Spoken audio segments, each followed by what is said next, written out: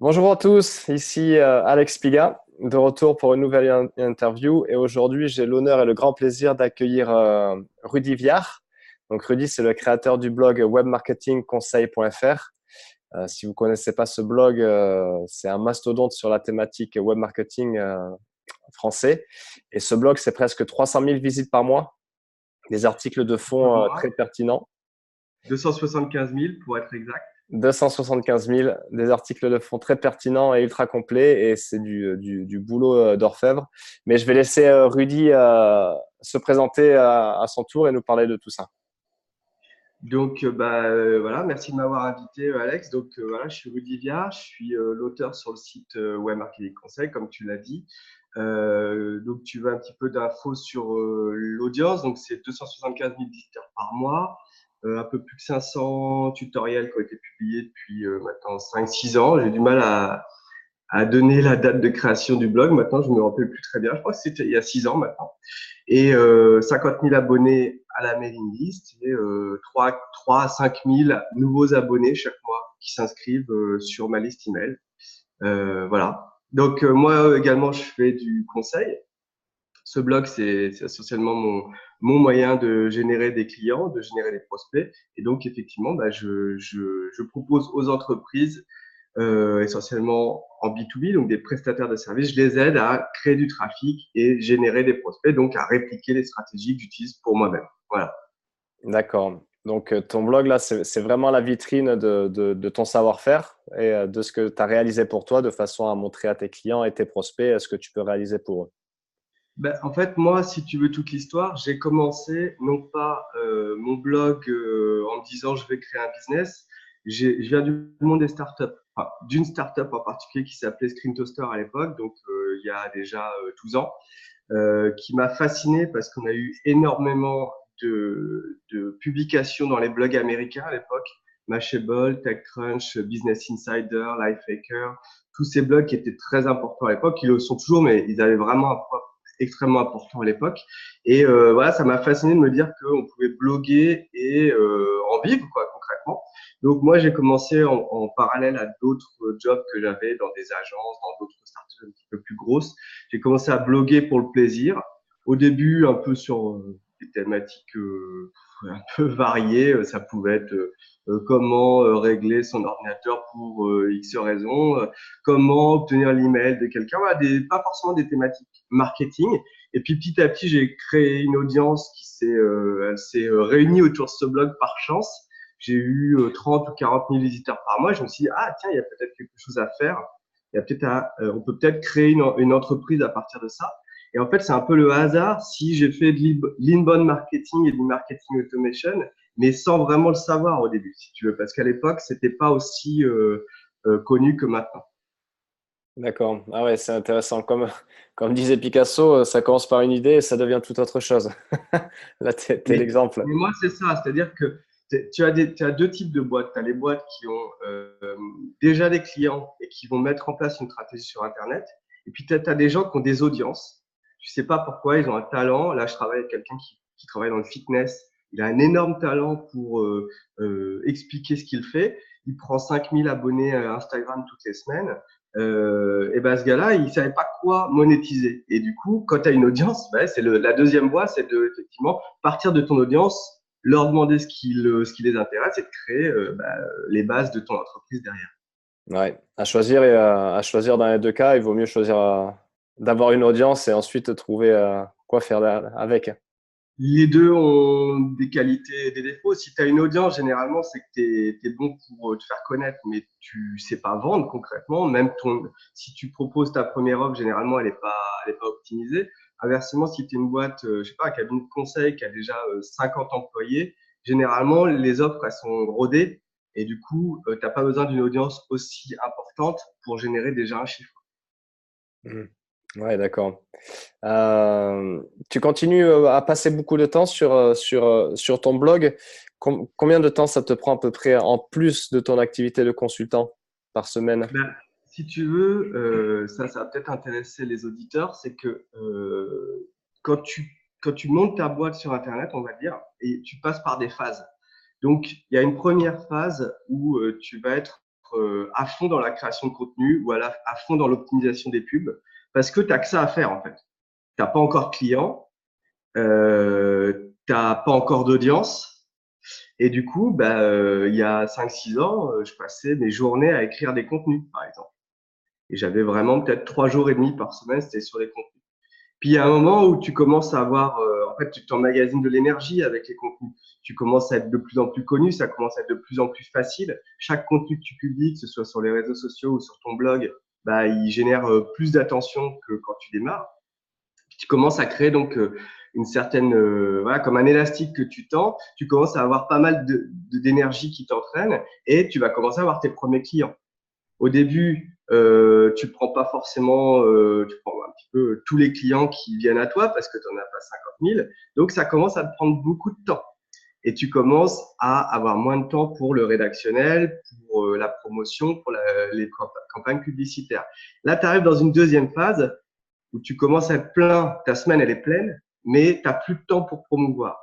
Donc, là, c'est typique, hein, je suis pas le seul à l'avoir vécu, on est beaucoup à l'avoir vécu. Là, tu vas commencer à repréciser ce que tu fais vraiment, refocaliser ton effort pour te faire payer plus cher déjà, pour que ça te prenne moins de temps et puis que tu n'aies pas ces montagnes russes avec des mois où tu promeus bien et tu prends des clients et des mois où tu as trop de clients et pendant 3 mois, tu n'as plus rien qui rentre. Et puis ensuite, voilà, bon, tu arrives à régler ce souci-là. Et généralement, la dernière étape, c'est comment tu te mets aussi en retrait de tout ça. Moi, j'ai toujours été les mains dans le cambouis.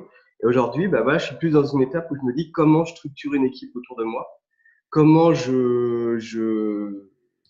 j'utilise mon temps d'une meilleure manière et comment je me décentre aussi pour que ce soit pas Rudy qui fait la promotion, l'écriture, les campagnes, la livraison au client. Donc voilà, je pense que j'ai à peu près donné les étapes à travers lesquelles on passe quand on se développe sur Internet. Ouais, c'est intéressant parce que c'est à chaque étape c'est problématique, c'est problème et ouais, c'est problématique à régler et souvent il y en a qui pensent se lancer en se disant qu'après une fois que c'est bon, c'est sur les rails, c'est gagné, alors qu'en fait derrière un problème entre guillemets, derrière une situation se cache toujours une autre situation.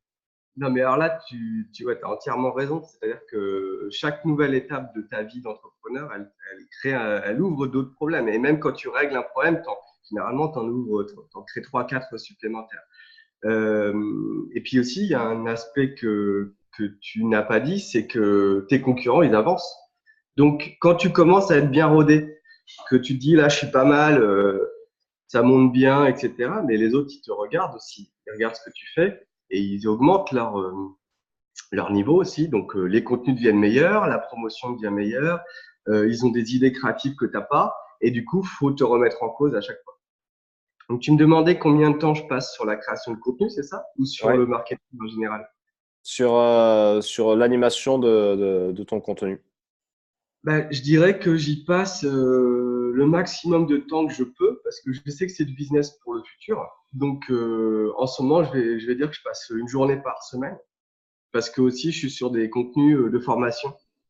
Donc là, j'ai créé une formation en ligne en vidéo. Ça me prend énormément de temps. Ça fait déjà plus d'1 an que je suis dessus pour vraiment avoir un truc pas à pas de ma méthode. Donc forcément, je passe beaucoup de temps sur ce produit qui va être intéressant à vendre, alors que les contenus de blog, ils te permettent de faire rentrer des emails et de te faire connaître, mais c'est pas de la vente directe. Mais bon, voilà, quand ce sera fini, je pense que je serai autour de 2 jours sur la rédaction. Et puis, autour de moi, j'essaye de structurer des gens qui vont m'aider, qui vont essayer de m'aider à me démultiplier pour toujours enrichir le blog avec des contenus de qualité.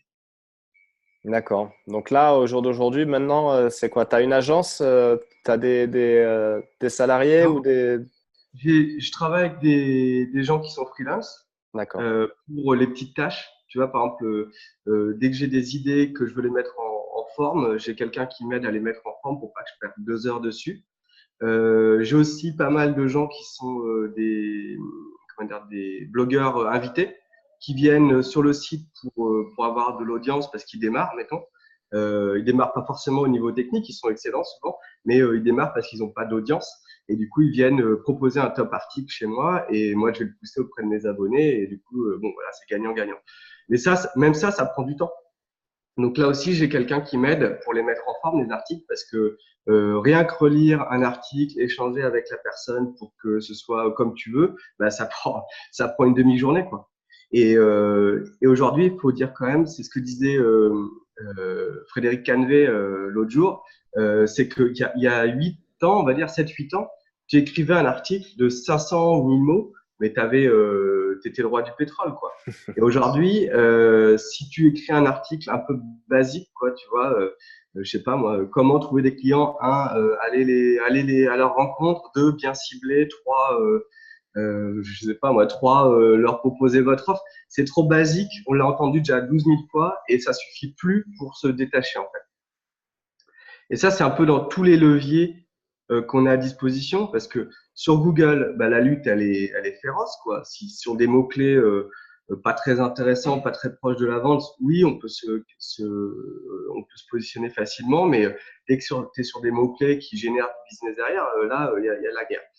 Sur les réseaux sociaux, bon, bah, tu le sais mieux que moi, l'algorithme, il fait qu'aujourd'hui, même si tu proposes des trucs vraiment sympas, t'as pas une aura, t'as pas un engagement de folie, surtout en B2B. Et puis bah, pour la pub, bah, je me suis rendu compte tout connement. L'autre jour, j'ai relancé une campagne que j'avais faite il y a 2 ans, juste en refaisant, en l'enlevant de pause. Ouais, les coûts ils ont augmenté 2 fois 2, tu vois. Donc, ça veut dire que peut-être qu'il y a 5 ans, quand il y a 6-7 ans, quand j'étais en agence, que Facebook Ads, par exemple, il fallait juste mettre des visuels un peu sympas et tu payais tes clics. Bon, je me rappelle plus, mais tes clics, peut-être tu les payais 20 centimes. Ça me semble pas délirant. Aujourd'hui, ton clic, tu vas le payer peut-être 1 euro. Ouais. Et collecter un email, ça va, quand tu es chanceux, tu vas le payer 0,5 cents, 0,50, mais souvent ça va plutôt être 2, 2,5.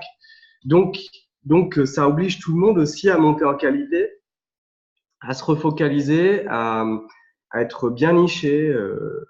Voilà, je sais plus pourquoi je te disais ça, mais voilà, Non, c'est un mais peu le sens du truc, c'est qu'il faut plus de ressources aujourd'hui pour être présent. ouais, mais c'est intéressant parce que c'était justement une question à laquelle je voulais venir. C'était ben, qu'aujourd'hui, le web bouchonne un peu parce que ben, l'entrepreneuriat et le statut d'auto-entrepreneur a vraiment le vent en poupe parce que maintenant, avec un budget proche de zéro, on peut se lancer.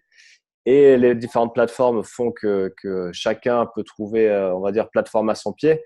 Du coup, les taux de clics d'acquisition augmentent, l'espace sature. Comment on fait pour survivre?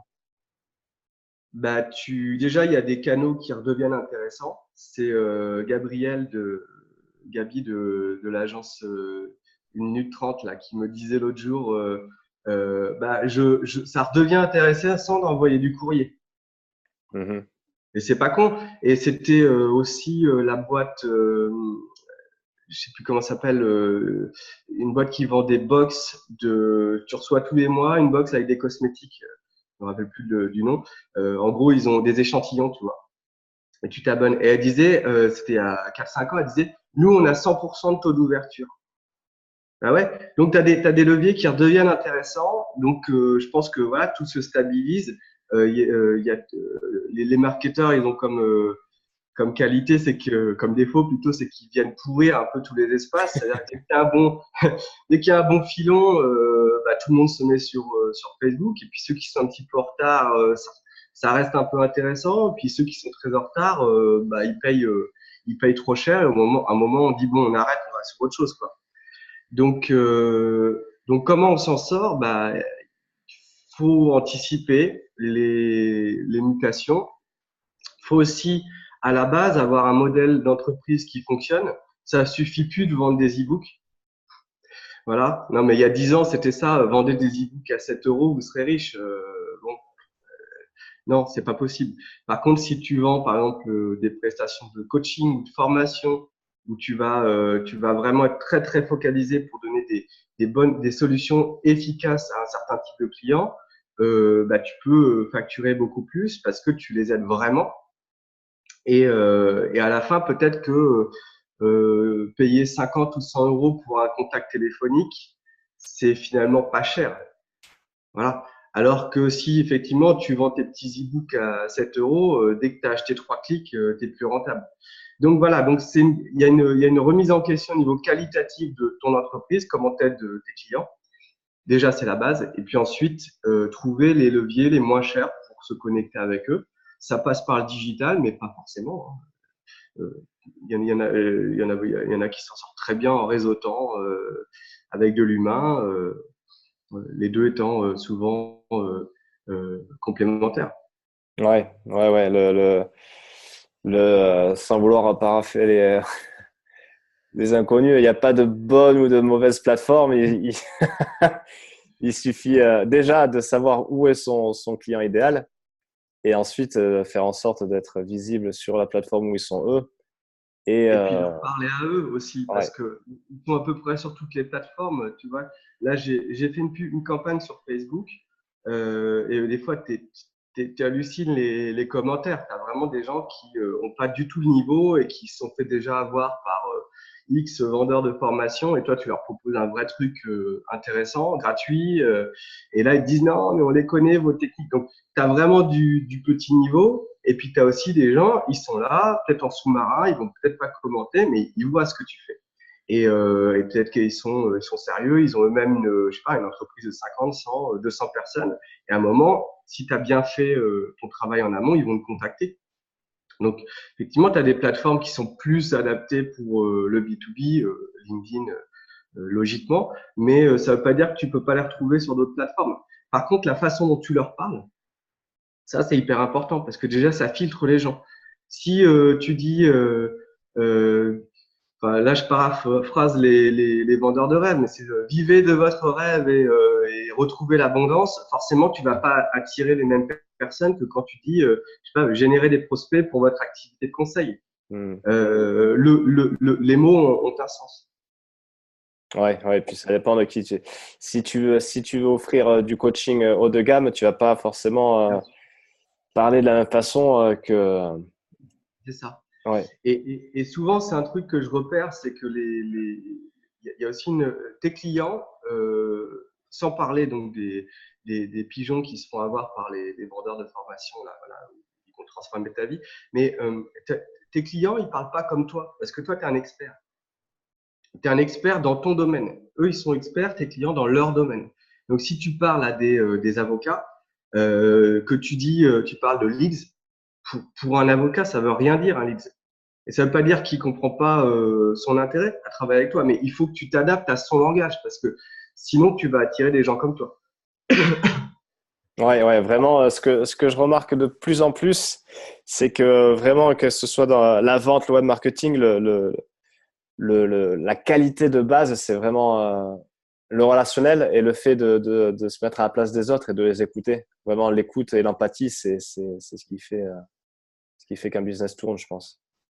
Ouais, alors moi, je ne peux pas te parler vraiment sur les activités de réseautage, de séminaires. Moi, je suis vraiment uniquement sur Internet.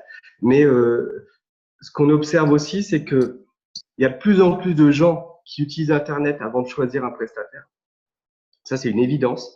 C'est-à-dire que même si tu as une armée de commerciaux dans ton entreprise, ils seront de toute façon aidés s'il y a une belle stratégie digitale par Internet au préalable, en amont, parce que ça veut dire que leurs prospects, ils vont peut-être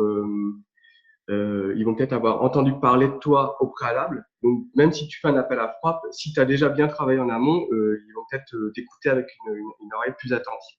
Donc, il y a ça. Qu'est-ce que je voulais te dire?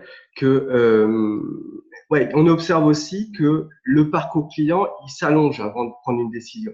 C'est-à-dire que tu as du réel, tu as du virtuel, tu as de l'humain, tu as de l'exposition à des pubs, des contenus, etc. Mais il y a aussi beaucoup plus de temps maintenant pour choisir un prestataire, beaucoup plus de points de contact. Donc, tu peux plus juste espérer que tu fasses une pub et tu fais une vente. Non, il va falloir créer la confiance sur un mois pour des petites offres, mais parfois c'est sur 12 mois. Moi, ça m'arrive très souvent d'avoir des clients qui me disent, ça fait 3 ans que je suis abonné à ta newsletter. Et je n'ai jamais entendu parler d'eux. Ils m'ont jamais écrit un email. Ils ont Hmm. juste pomper mon contenu, mes emails, et un jour, ils se réveillent parce que là, ils ont un vrai problème qui devient pressant. D'où l'intérêt de mailer sa liste régulièrement. Mailer sa liste. Ouais. Toi, on voit sur Internet, tu as une vraie stratégie multicanaux en ligne. Donc, tu postes énormément, bon, en automatique, je pense, sur Twitter, Ouais. sur le blog, sur Facebook, tu fais des pubs. Quelle est selon toi une bonne stratégie de contenu? Ben, ça dépend de tes ressources déjà. Si tu es tout seul, c'est pas pareil que si tu as 4 personnes. Si tu as 4 personnes à temps plein sur la stratégie Internet, c'est pas pareil que 4 personnes qui font le salon, les plaquettes et Internet quand ils ont le temps. Voilà. Donc maintenant, si tu es vraiment à 100% Internet, une bonne stratégie de contenu, c'est déjà une stratégie de marketing ou une stratégie de contenu, tu veux De savoir? contenu. Le contenu. C'est de pas être sur tous les fronts déjà. Il y a surtout si tes ressources sont limitées, tu peux pas être partout. Donc, faut trouver deux, trois leviers où on est pas mal. Ça peut être quoi? Ça peut être le blog. En B2B, c'est évident, le blog, c'est essentiel. C'est essentiel parce que Google, c'est un moteur de recherche. Donc, c'est un moteur qui délivre des réponses à des questions. Et en B2B, les gens, essentiellement, cherchent des réponses à leurs questions. Ils ont un problème de RH, ils ont un problème de marketing, ils ont un problème de, je sais pas moi, fonctionnement de leur entreprise. Donc, ils vont d'abord chercher sur Internet des réponses.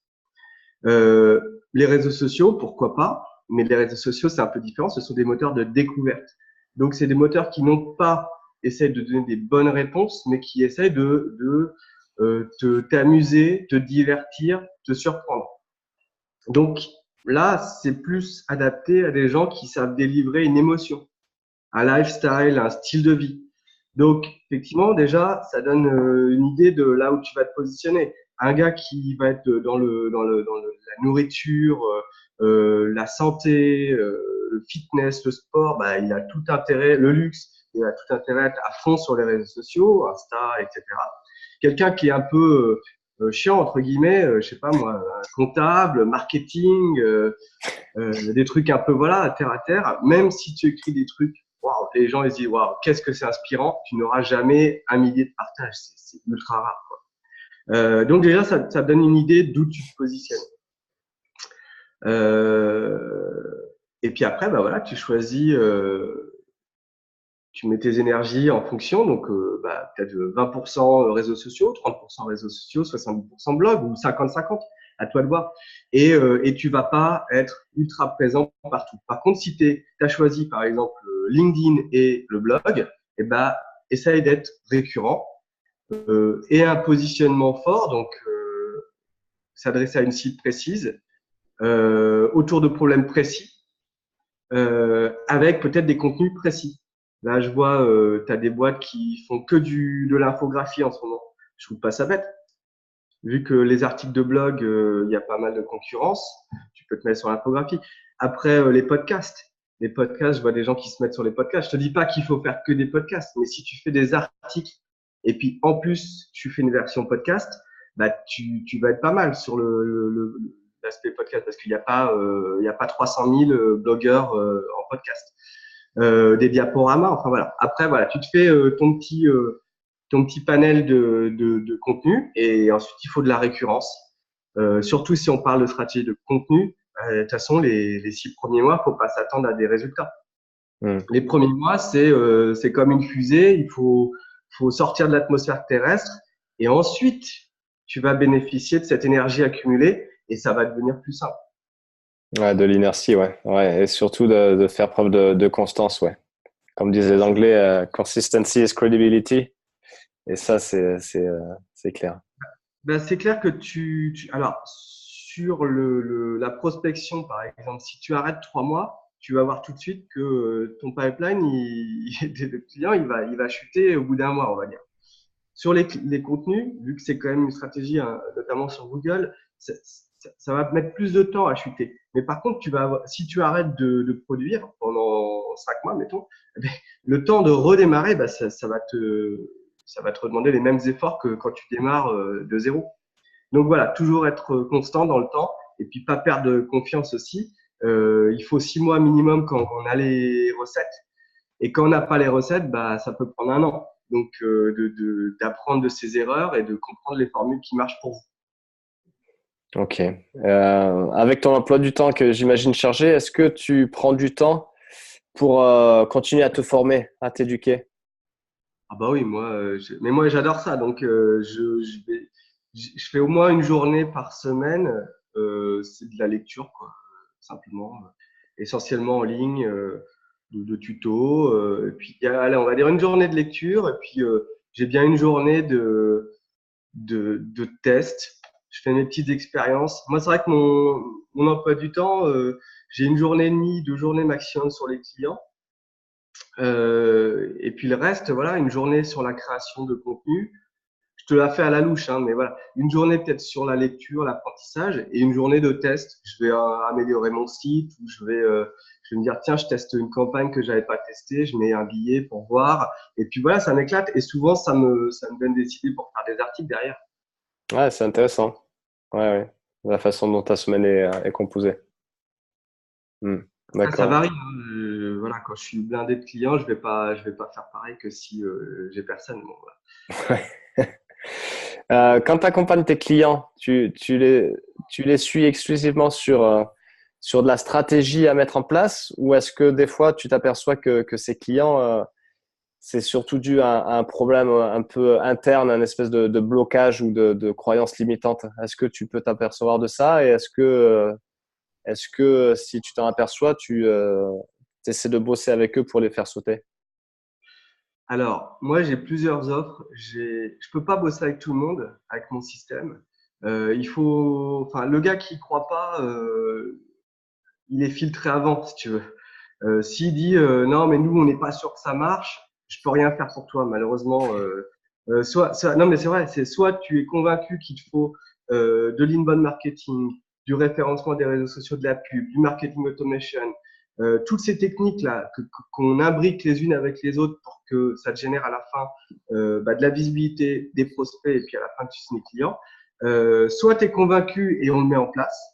Et là, j'ai plusieurs offres. J'ai une offre où c'est quand tu as quelqu'un, par exemple, qui a une belle audience et que c'est des problèmes, des tout petits problèmes finalement à débloquer. Bah là, on va pouvoir le faire sur un mois. Et pendant un mois, on va débloquer les 3-4 trucs qui empêchaient de se développer, on va dire. Et puis ensuite, je lui donne les billes et il continue tout seul. Tu vois.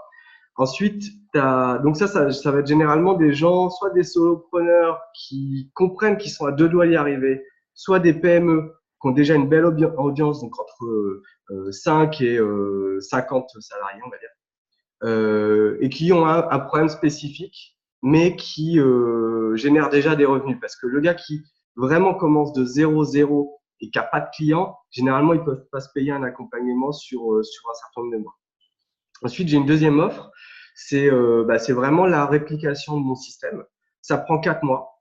Pendant 4 mois, on met en place les différentes briques de mon système. Donc, le premier mois, c'est une brique plutôt stratégique. C'est ton client idéal, comme tu l'as dit tout à l'heure, ton offre, l'offre packagée, marketée pour Internet, parce que c'est pas tout d'avoir une offre qui fonctionne dans le monde réel.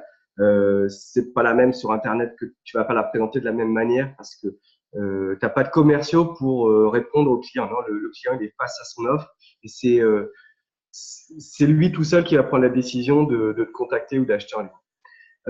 Et puis valider tes messages. Donc voilà, ça c'est le premier mois. Ensuite, le deuxième mois, c'est sur le côté marketing, système marketing, donc le côté plutôt technique. Donc toutes les briques qu'on va mettre autour de ton site, autour de ta page d'accueil finalement, pour guider les gens, les évangéliser et puis les convertir. Donc c'est des pages de collecte d'emails, c'est des pages de vente, c'est du marketing automation, des emails, etc.